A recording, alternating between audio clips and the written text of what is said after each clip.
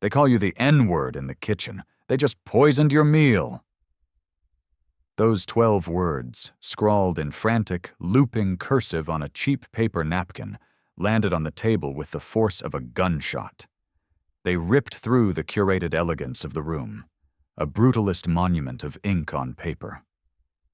They stopped Julian Vance, a man who moved markets with a single phone call, dead in his tracks.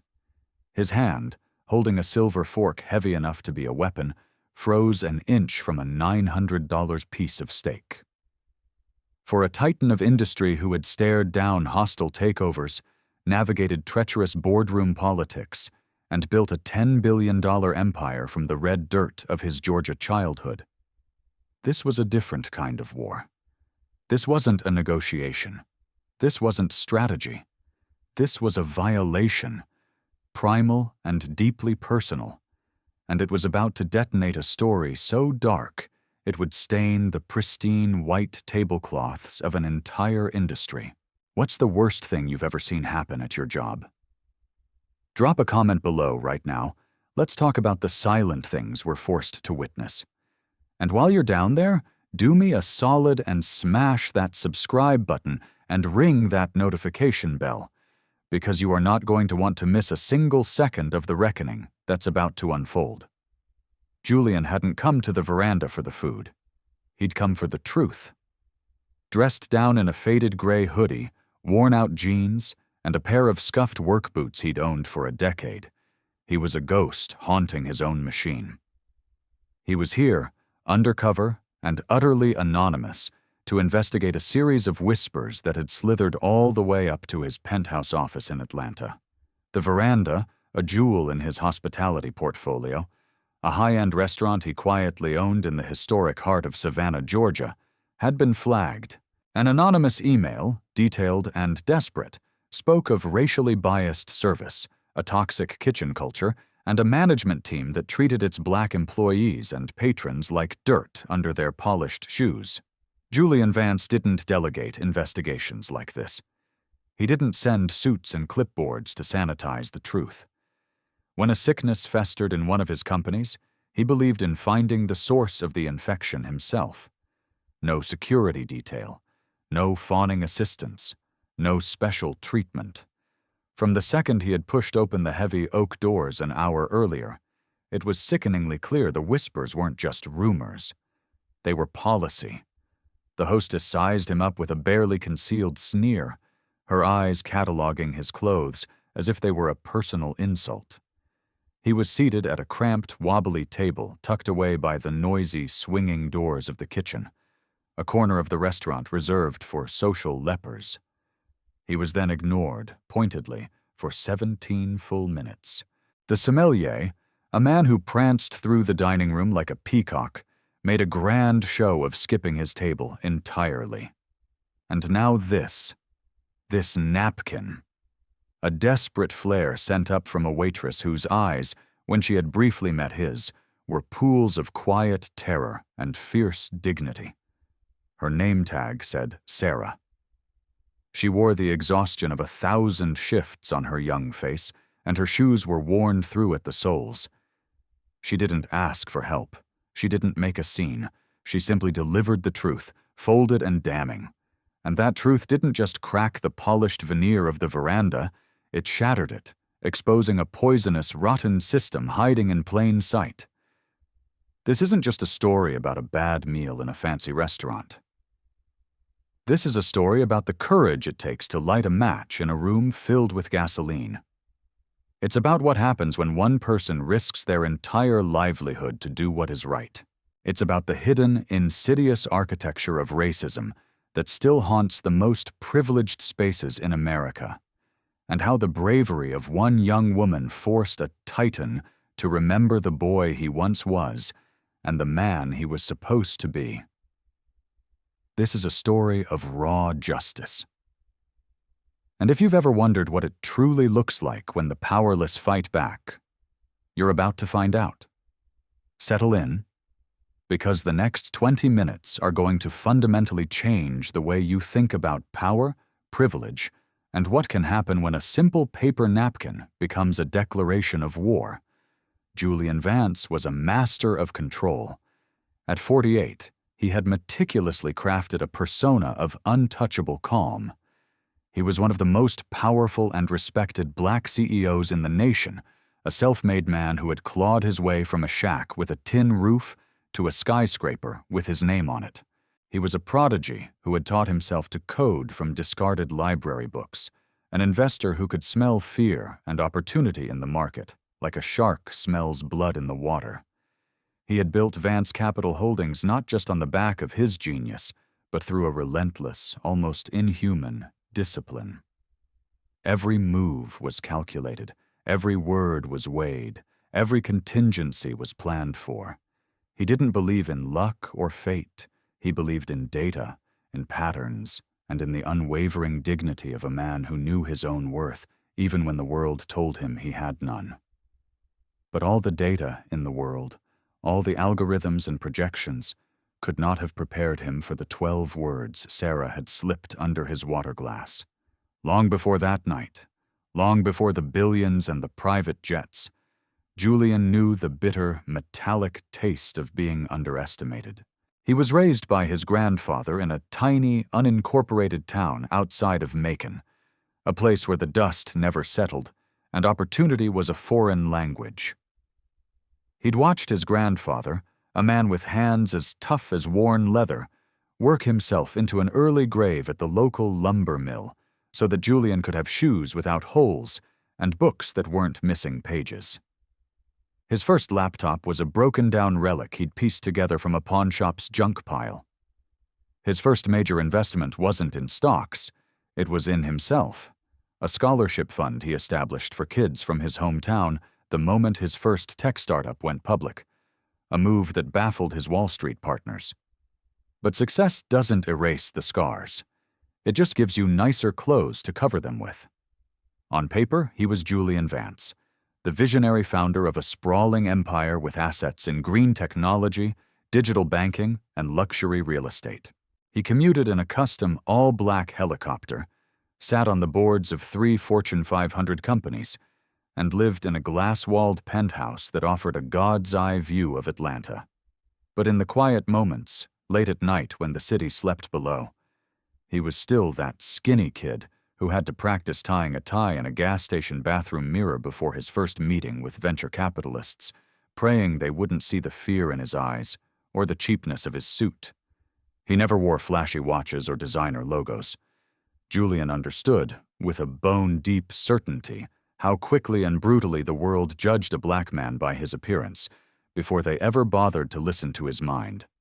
So, when that anonymous email about the veranda had landed in his secure inbox 3 weeks prior, he didn't dispatch a team of lawyers. He didn't engage a crisis management firm. He bought a bus ticket to Savannah, put on the clothes of the man he used to be, and walked straight into the belly of the beast. No one gave him a second look when he walked into the veranda that night. And that was the entire devastating point. To truly see the nature of a system, you have to become invisible to it. That was a lesson Julian had learned the hard way. He wasn't just a CEO tonight. He was a mirror, held up to the face of his own creation, and he was about to force it to look at its own ugly, unfiltered reflection. Because real power, he knew, wasn't about being seen. It was about seeing what everyone else desperately pretends isn't there. The veranda was designed to make you feel unworthy. Housed in a meticulously restored antebellum mansion on one of Savannah's most famous squares, the restaurant was a cathedral of Southern exclusivity. Towering columns, gas lamps flickering with faux nostalgia, and a pervasive scent of lemon polish and old money hung in the air. You didn't just come to the veranda to eat. You came to perform your status, to be anointed by its suffocating grace. The walls were adorned with grand, oil-painted portraits of the home's original owners, slave-holding cotton barons, their names conveniently absent from the brass plates beneath, as if history's greatest sins could be erased by a good interior decorator. The name itself, the veranda, was meant to evoke images of mint juleps and genteel conversation. But to Julian, Even before he knew the depths of its rot, the name rang with a different, more sinister echo. A veranda was a place of separation, a raised platform from which to look down upon the world. It was the architectural embodiment of a hierarchy. From the moment he stepped across the threshold, the performance began. The hostess, a blonde, willowy young woman whose smile was as bright and artificial as a light bulb, ran a contemptuous gaze over his hoodie and jeans. He was not one of them, and she made sure he knew it. He was a glitch in her perfectly curated matrix. "Do you have a reservation, sir?" she asked, the "sir" dripping with condescension. "No," Julian replied, his voice a low, steady calm. She sighed, a theatrical exhalation of practiced annoyance. "Well, we are fully booked this evening. However, I suppose we might have a small table available, near the service entrance. Will that be acceptable?" Her tone made it a punishment, not an offer. Julian simply nodded. "Perfect." He followed her across the gleaming heart pine floors, a silent shadow trailing through a sea of tables occupied by Savannah's white elite. Men in seersucker suits and women in Lily Pulitzer dresses laughed and drank, their voices a low, privileged hum. He counted. Not a single other black diner in the entire establishment. The only other black faces belonged to the busboys, silent and efficient, their movements practiced to the point of invisibility. Some things, it seemed, never changed. She deposited him at the table, a cast-iron disc barely large enough for a plate and a glass, pressed up against the wall where the rhythmic thump-thump of the kitchen doors provided a constant, jarring soundtrack. The air smelled of bleach and old grease. She didn't offer a wine list, didn't smile. She just dropped the heavy, leather-bound menu on the table like a challenge and walked away.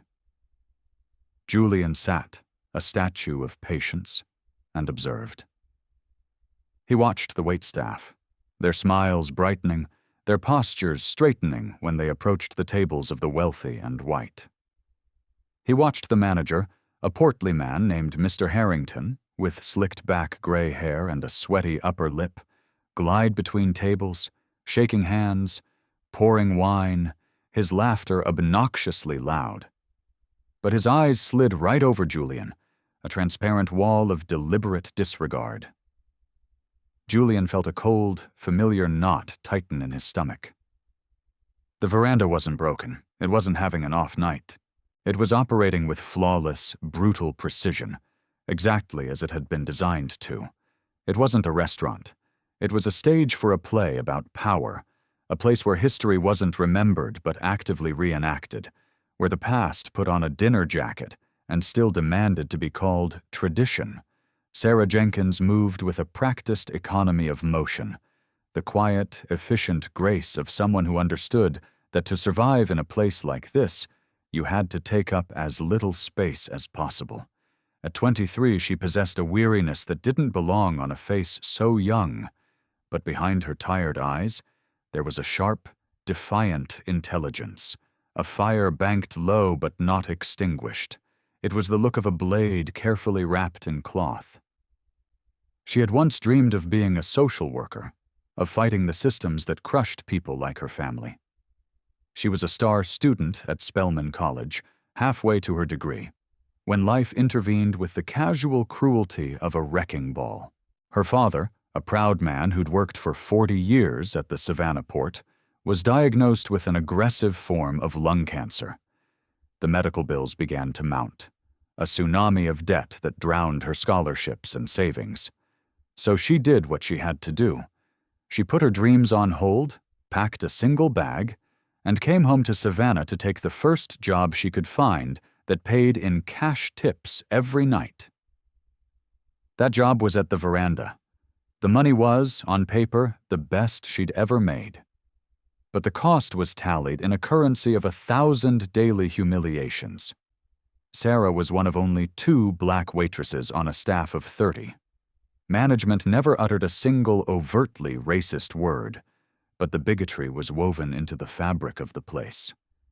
She could feel it in the shift schedules, where she was consistently given the Tuesday lunch shift while her white colleagues got the lucrative Friday and Saturday nights. She could feel it in the station assignments, always stuck in the back section by the restrooms. She could feel it in the way Mr. Harrington spoke to her, his voice a full octave lower, his instructions clipped and impatient, as if her very presence was an inconvenience he was forced to endure. She saw it in the smirks of the other servers, when a table of white tourists would leave her a paltry tip on a massive bill, a silent, smiling punishment for her skin color. She heard it in the kitchen, where the head chef, a celebrated culinary tyrant named Dubois, would make casual, hateful jokes about ghetto palates when a black family dared to make a reservation. She never laughed. She never reacted. She absorbed it all, filing each slight away, each casual cruelty a piece of evidence in a trial no one knew was happening. She wasn't weak. She was a witness. She was surviving. But tonight felt different. The man at table 19, the one in the gray hoodie, didn't fit the usual profile. He wasn't loud or demanding. He didn't check his phone every 30 seconds.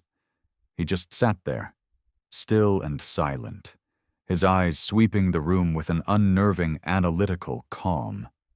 When she finally approached his table, steeling herself for either dismissal or condescension, he looked directly at her. Not through her, not past her, but at her. His eyes, dark and intense, seemed to see right through the tired waitress uniform to the person underneath. "Good evening," he said, his voice a deep, quiet rumble. "My name is Sarah," she replied, her own voice steadier than she felt. "I'll be taking care of you tonight." That single moment of genuine human acknowledgement, as small and insignificant as it seemed, shook something loose inside her. It was a crack in the dam of her carefully constructed composure. Because Sarah wasn't just a waitress carrying plates. She was a witness carrying the weight of every silent injustice, every whispered slur, every unwritten rule that governed this poisoned place. And tonight, as she looked at the quiet man by the kitchen doors, a dangerous thought began to form. She was done just watching. Tonight, she might just have to do something, even if it meant burning her own life to the ground. The Savannah King's Cut was not a meal. It was an exercise in obscene opulence.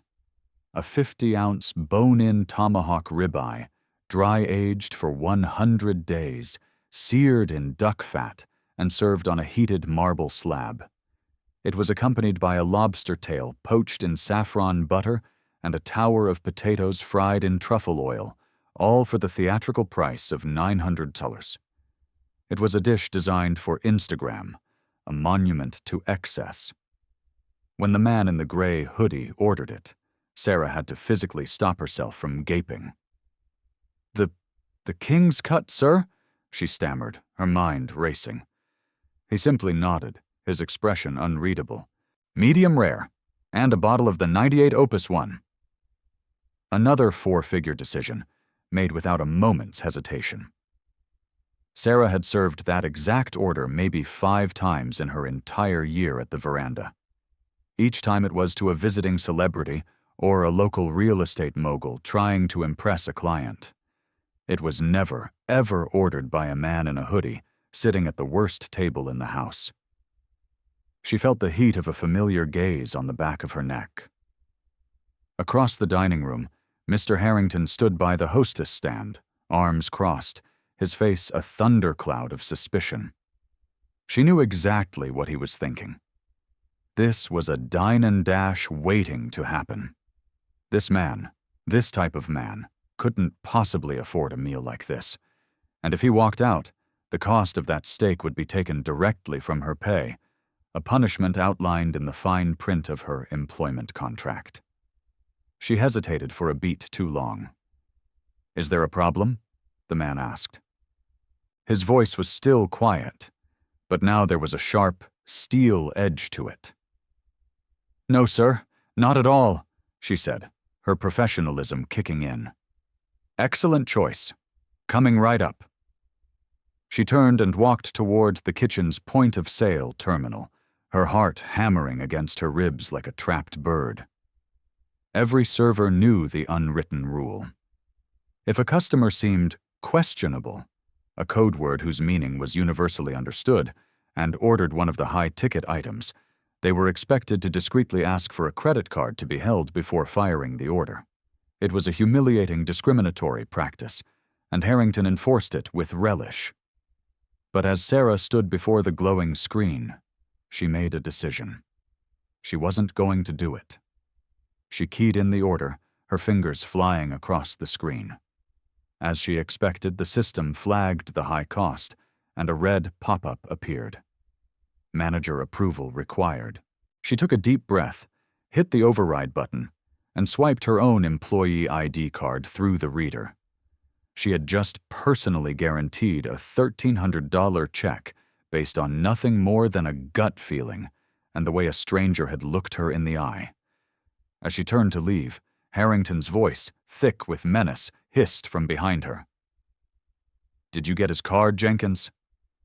"No, sir," she replied, not breaking her stride. "Then you damn well better hope he pays," he snarled. But Sarah wasn't hoping. She was watching. Because something told her this man wasn't here for a steak dinner. He was here for a reckoning. And if he was, she was about to give him all the evidence he could ever need. Sarah Jenkins had witnessed a universe of casual cruelties inside the veranda's kitchen, but what she saw next ripped away the last thread of her composure. As the order for table 19 came up, Chef Dubois, a man whose ego was far more celebrated than his cooking, swaggered over to the grill station. He picked up the magnificent tomahawk steak with a pair of tongs, holding it aloft for the other cooks to admire. "Look at this," he sneered, his French accent thick with disdain. "A king's meal for a— what do you think he is, boys? A drug dealer? A rapper?" The other line cooks, all white, all sycophants, chuckled dutifully. Sarah stood by the pass, pretending to polish silverware, her body rigid with a mixture of fear and fury. Then came the act. It was fast, vile, and unmistakable. Dubois leaned over the sizzling steak, a twisted, hateful smirk on his face, and spat. A thick, deliberate glob of saliva landed directly on the center of the meat. He then casually flipped the steak, searing the contamination into its flesh as if nothing had happened. One of the younger cooks snickered. "Special seasoning, chef?" Dubois laughed, a harsh, ugly sound. "Call it the welcome to the neighborhood special?" Sarah froze, a cold dread washing over her. Her mind screamed. Did I just see that? It couldn't have been. It must have been a trick of the light, the steam. But the laughter, the casual way they all turned back to their work, confirmed the horrifying truth. This wasn't an aberration. This was a ritual. And the steak, now beautifully plated and glistening under the heat lamp, was on its way to her station. The rage that erupted inside her was volcanic, so hot and sharp she thought she might scream. But she couldn't. A scene would get her fired, and worse, it would bury the evidence. She glanced out into the dining room and saw the man at table 19, still impossibly calm, still watching. They thought he was nobody. But Sarah was beginning to suspect he was the most important somebody who had ever walked through these doors. And that realization changed the equation completely. She had maybe 30 seconds to make a choice that could define the rest of her life. She could say nothing, deliver the poisoned meal, and protect her job, the job her family was depending on. Or she could risk everything on a stranger in a hoodie. Her hand dove into her apron pocket, fingers closing around a cheap ballpoint pen. She snatched a clean, folded paper napkin from the service stand, her hands trembling so violently she could barely write. The words poured out of her, desperate and jagged. They call you the N-word in the kitchen. They just poisoned your meal." She paused, her mind racing. He needed proof. He needed a weapon. She added another line. "Ask for the kitchen security tapes. They erase them every night." She signed no name. She just folded the napkin into a tight, small square and shoved it deep into her pocket. The expeditor called her name, sliding the heavy marble slab with the steak onto the pass. "Order up for 19, Jenkins." Her heart pounded in her ears like a drumbeat of war as she picked up the plate and walked out into the dining room. Her steps were steady, her face a mask of professional calm. The man looked up as she approached. With a grace she didn't know she possessed, she placed the monument of a meal before him. "The Savannah King's cut, sir," she said, her voice a soft, even whisper. "Enjoy." He gave a slight nod. Then, in a single fluid motion, as her right hand reached for his empty water glass to refill it, her left hand darted out, slipping the folded napkin onto the table, half hidden beneath the rim of his bread plate. A second later, she was gone, melting back into the shadows of the dining room. She hadn't made eye contact. She hadn't said a word. She had just delivered a bomb and prayed to God the man at table 19 would know how to detonate it. Julian sat perfectly still for what felt like a full minute, his gaze fixed on the small, white square of paper that had appeared on his table. He hadn't touched the steak. He hadn't even picked up his knife. Something in Sarah's demeanor, a frantic urgency hidden beneath layers of practiced calm, had set off every alarm in his system. It wasn't just in her eyes. It was in the slight tremor of her hand, the way she held her breath as she placed the plate down. She had been trying to tell him something without speaking. Slowly, deliberately, he reached out and pinched the corner of the folded napkin between his thumb and forefinger. He brought it to his lap, below the level of the table, and unfolded it. The words, scrawled in cheap blue ink, seemed to burn themselves onto his retina. "They call you the N-word in the kitchen. They just poisoned your meal. Ask for the kitchen security tapes. They erase them every night." His jaw tightened so hard a muscle pulsed in his cheek. Every ounce of his carefully constructed calm evaporated, replaced by an arctic rage so pure and cold it felt like ice water flooding his veins. It wasn't the racial slur that shocked him. He'd been called worse to his face. It wasn't even the act of spitting in his food, as disgusting as it was. He'd eaten far worse in his life, survived on far less. No. What sent a jolt of electricity through his entire body was the calculated, systemic evil of it. The casual cruelty, the laughter. The phrase, "They erase them every night." This wasn't a one-time offense.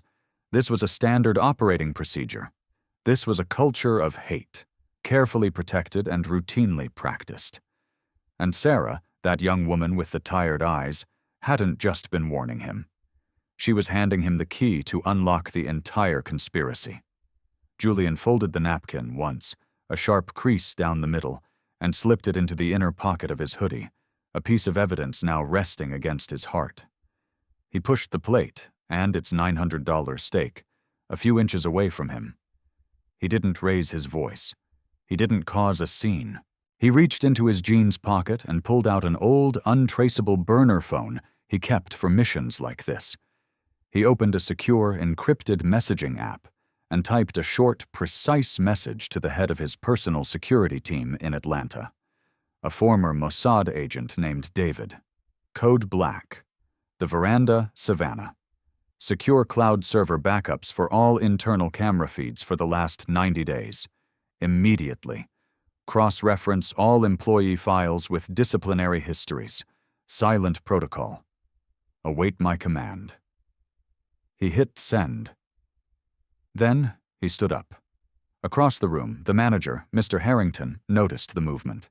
He saw the untouched, exorbitant meal and began waddling over, a predatory glint in his eye, ready to demand payment. Is there a problem with your meal, sir?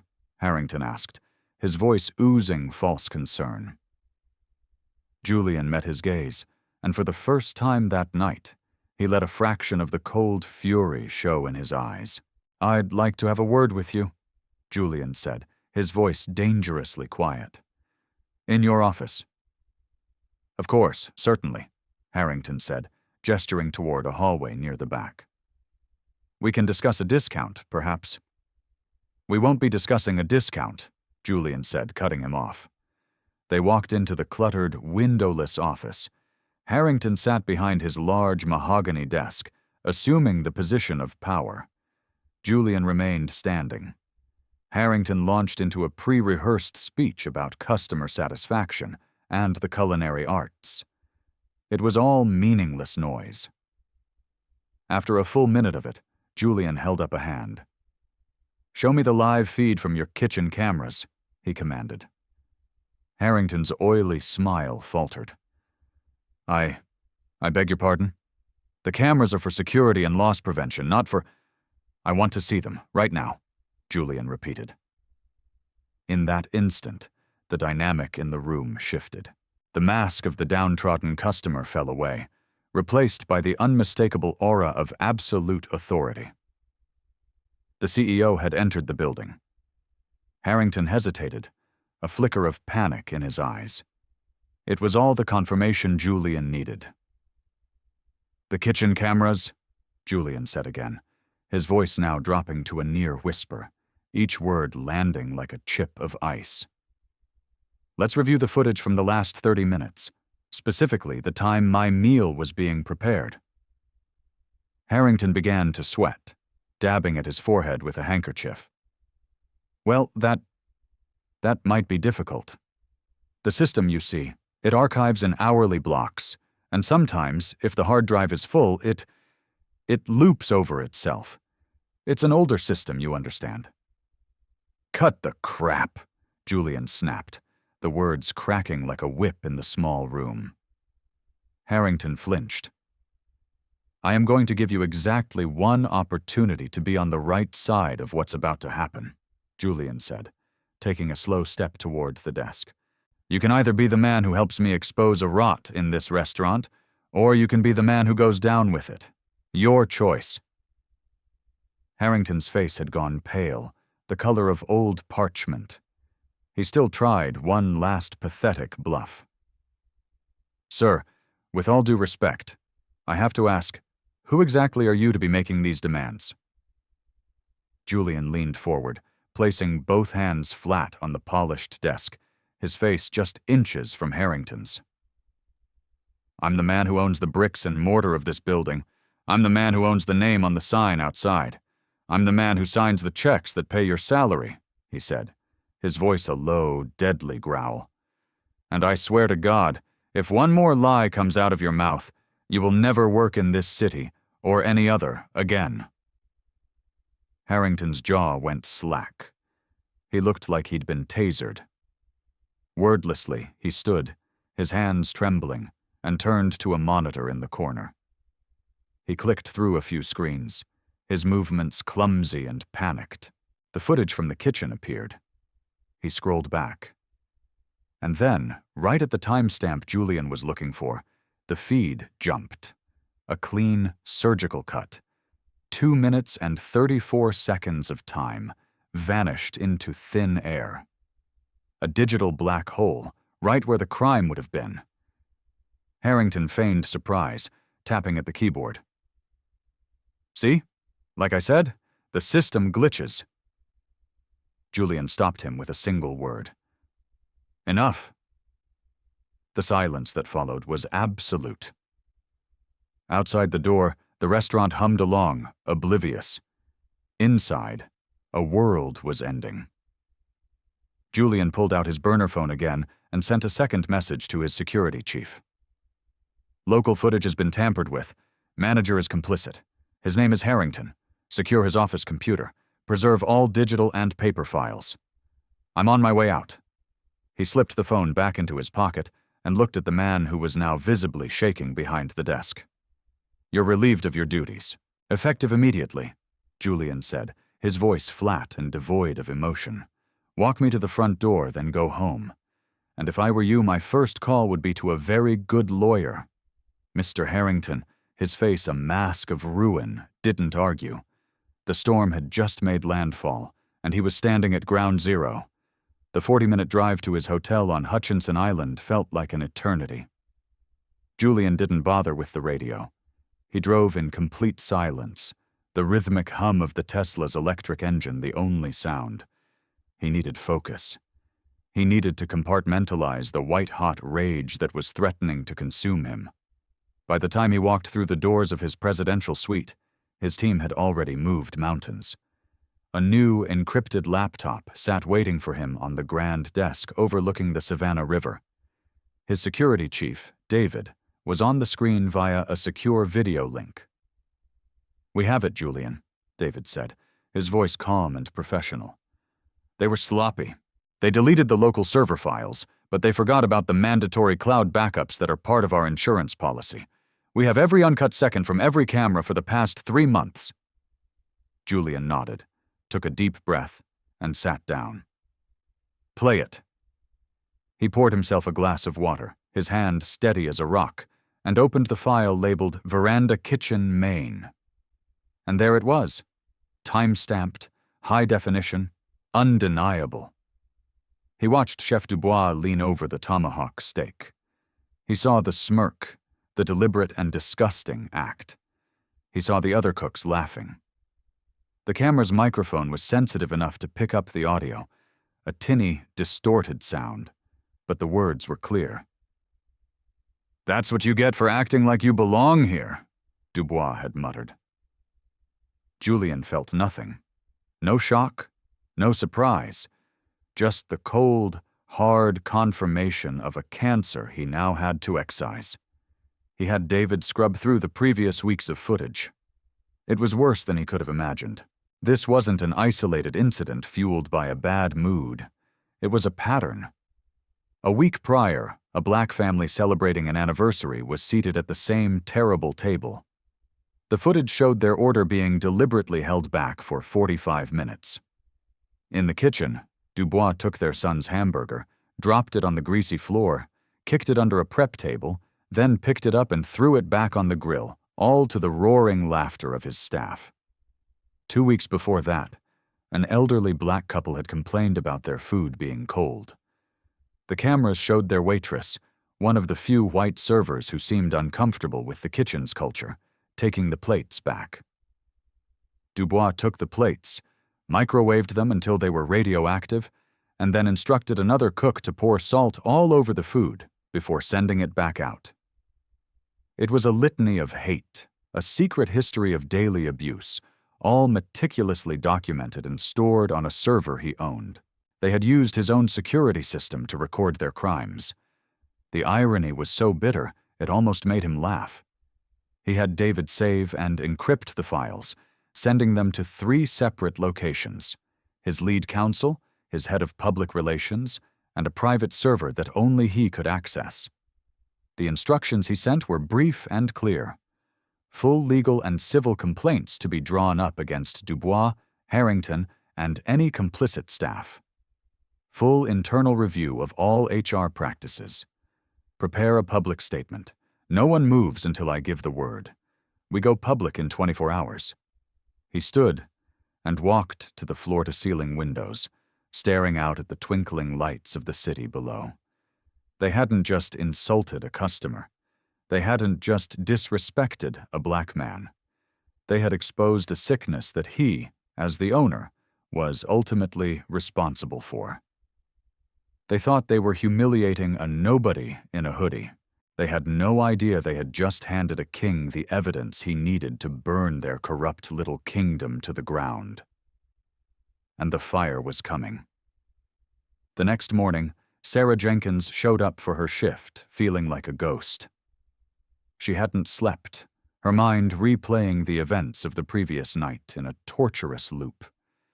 Each passing minute she expected a call from Harrington, a summons to his office, the cold, final words, "You're fired."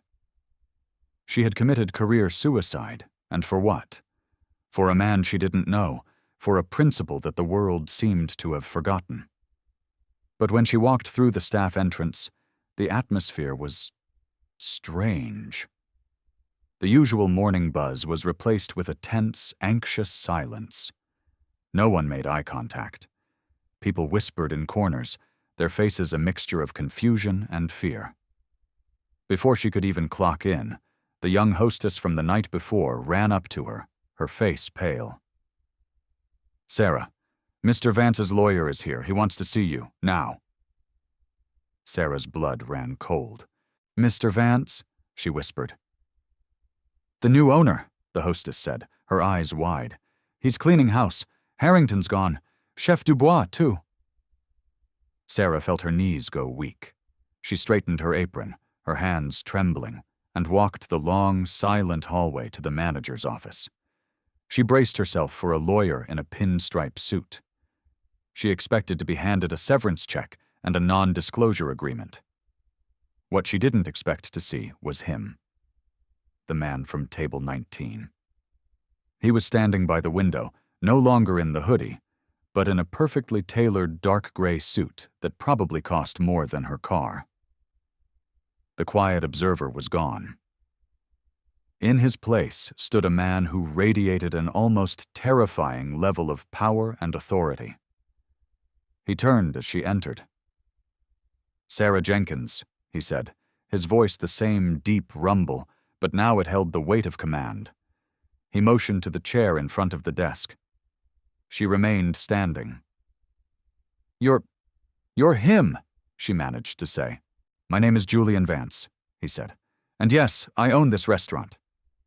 He paused. "And I owe you my gratitude." Her mind was spinning. Am I fired?" she asked, the words tumbling out. He almost smiled. "Fired? Ms. Jenkins, you're the only person in this entire establishment who I am certain should keep their job." He gestured again to the chair, and this time her legs gave out, and she sank into it.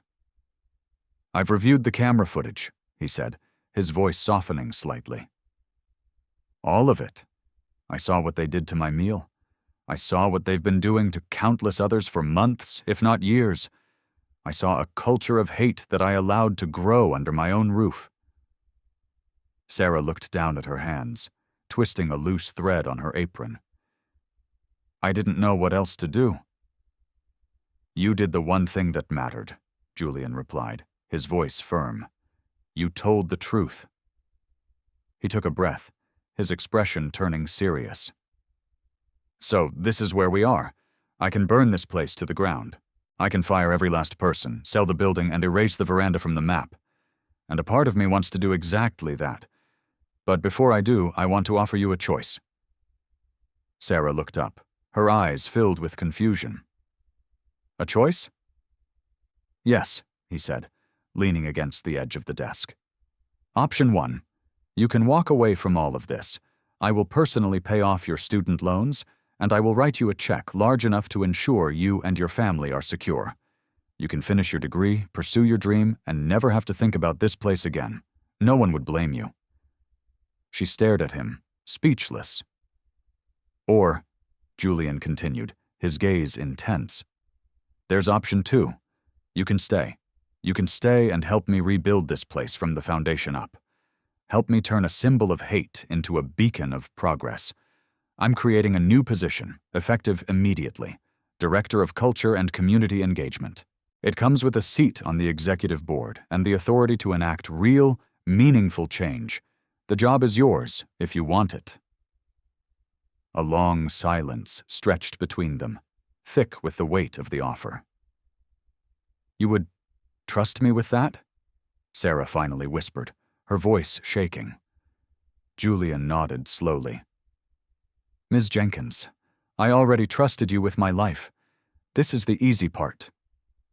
And for the first time in a very, very long time, Sarah Jenkins took a full, deep breath, and it didn't feel like she was suffocating. It felt like hope. The 24 hours that followed were a blur of surgical precision. By 10 a.m., the veranda was no longer a restaurant. It was the headquarters for a corporate coup. Julian Vance moved with the swift, decisive energy of a general on a battlefield. His legal team had flown in from Atlanta on a private jet before dawn.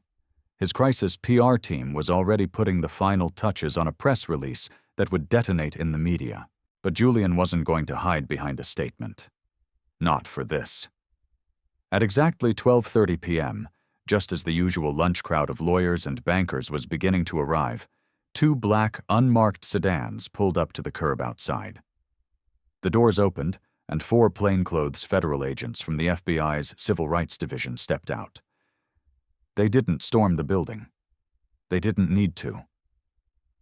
They walked calmly through the front doors, presented a warrant to the terrified hostess, and proceeded directly to the kitchen.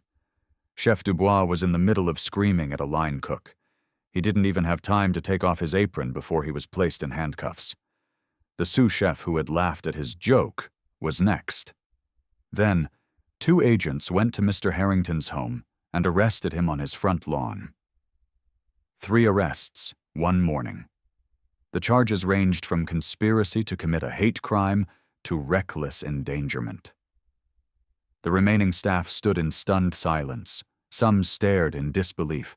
A few of the busboys and the other black waitress exchanged quiet, triumphant glances. This is the moment everything changed. And if you're feeling that fire in your gut right now, that roar of approval for justice served, do me a favor and hit that like button. Let the world know that stories like this matter. Now, hold on tight, because the public takedown was just beginning. Outside, on the front steps of the now closed restaurant, a podium and microphones had been set up. Reporters, tipped off by Julian's PR team, were already swarming. Julian stepped up to the podium, not with fury, but with a cold, hard gravity. "Yesterday, I came to this restaurant as a customer, hoping to enjoy a meal," he began, his voice clear and steady, carrying over the clicks of the cameras. "Today, I stand here as its owner, ashamed of what I allowed to happen within these walls. What I discovered here was not the result of 1 or 2 bad apples. It was the result of a poisoned root system, a culture of racism and disrespect that was allowed to fester in darkness. That darkness ends today." He paused, letting the words hang in the humid savanna air. Then he gestured to his right, where Sarah stood, poised and resolute in a simple, professional dress his assistant had procured for her that morning. She didn't smile or wave. She just stood with a quiet strength that commanded more respect than any shouting ever could. "The only reason this truth came to light is because of the extraordinary courage of this young woman, Sarah Jenkins," Julian announced, his voice ringing with conviction. "She risked her job, her safety, and her future to stand up for what is right.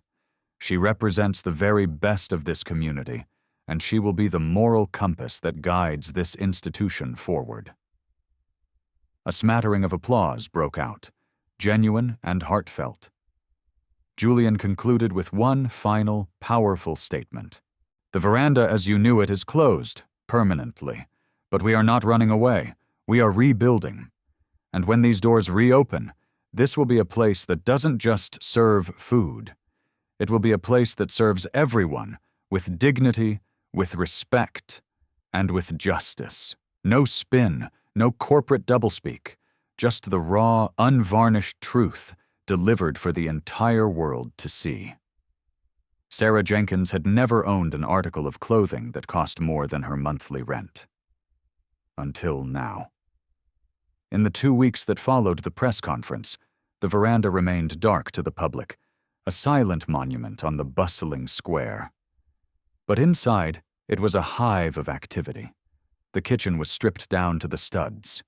The offensive portraits of slave owners were taken down and donated to a historical society for a new exhibit on the legacy of slavery in the South. The very air inside seemed to be changing, and at the center of this whirlwind was Sarah, sitting at a brand-new desk in the office that had once belonged to Mr. Harrington. The title on her door still felt foreign, Director of Culture and Community Engagement. It sounded like a corporate buzzword, but Julian had been clear. "It's not a title," he had told her. "It's a mission. Your job is to be the conscience of this company." Her first official act was to call an all-staff meeting. No podiums, no PowerPoint presentations, just a large circle of chairs arranged in the center of the empty dining room. She looked out at the faces of her former colleagues. Some looked at her with awe, others with resentment, most with uncertainty. She told her story, simply and without embellishment. She spoke about the fear she felt and the moral conviction that outweighed it. She didn't place blame. She explained the failure of a culture that allowed silence to become complicity. She announced a new, truly anonymous reporting system for workplace grievances managed by an independent third party. She rolled out mandatory, intensive bias and sensitivity training for every single employee, starting with the executive team. She instituted weekly town hall meetings where any employee could voice concerns without fear of retribution. And she started hiring. She brought in a new head chef, a celebrated black woman from New Orleans, known for her kindness as much as her culinary skill. She promoted one of the quiet busboys, a young Latino man with a sharp mind and a quiet work ethic, to a junior management position. She was rebuilding the restaurant's staff to look like the city it served. She also did something for herself. With Julian's full backing and a scholarship from a new foundation he had established, she re-enrolled at Spelman, taking online classes at night to finish her social work degree. Because she knew the fight didn't end at the veranda's doors, people started to notice. Community leaders reached out. Other service industry workers began calling her, sharing their own stories of abuse and discrimination. She wasn't just a director in a restaurant anymore. She was becoming a voice. She walked differently now, with a confidence that came not from a title, but from the knowledge that she had faced down her greatest fear and won. She still served people, but it wasn't food and wine anymore. It was hope. It was justice. And the world was finally listening. In the end, it wasn't the FBI or the lawyers or the television cameras that brought down the corrupt kingdom of the veranda. It was a 12-word message, scribbled on a cheap paper napkin, a silent scream for help that was finally heard. One small act of defiant courage was all it took to expose a deep-seated rot hiding behind the facade of fine dining and Southern charm. It lit a fire that didn't just destroy. It cleansed. It revealed the ugly truth of what was already there. The lesson in this story isn't just about bad chefs or racist managers. It's about the immense, untapped power that resides in ordinary people who choose to do extraordinary things. Sarah Jenkins didn't have an army. She didn't have a title or a platform. But she had a conscience. She saw something fundamentally wrong, and instead of turning away, she acted. She didn't need to shout. She just needed to write the truth and hand it to someone who was willing to listen. And that is the powerful, beating heart of this story. Sometimes the most heroic act isn't a grand public gesture. It's a quiet, terrified decision to risk everything, your job, your security, your future, to defend a principle larger than yourself. And it is the solemn duty of those who hold power, like Julian Vance, to not only listen to those whispers, but to amplify them into a roar of transformative action. And because he did, an empire didn't just avoid a scandal, it found its soul. So now, I have to ask you, what injustice, big or small, have you witnessed and remained silent about? What poison have you seen, served that you chose to ignore? And more importantly, what in your world might change if you found the courage to finally write your own napkin? If this story moved you, if it stirred something inside you, do more than just think about it. Hit that like button. Share this video with someone who needs to be reminded that one person, one voice, can still change the world. And if you want more stories like this, The real ones, the raw ones, the ones that challenge us to be better? Then make sure you subscribe to this channel, because history shows us, time and time again, that the biggest revolutions don't always start with an explosion. Sometimes they start with a whisper. Sometimes all it takes is a napkin, and the simple, world-changing courage to write the truth on it. What did you take away from Sarah and Julian's story? Let's keep this conversation going in the comments below.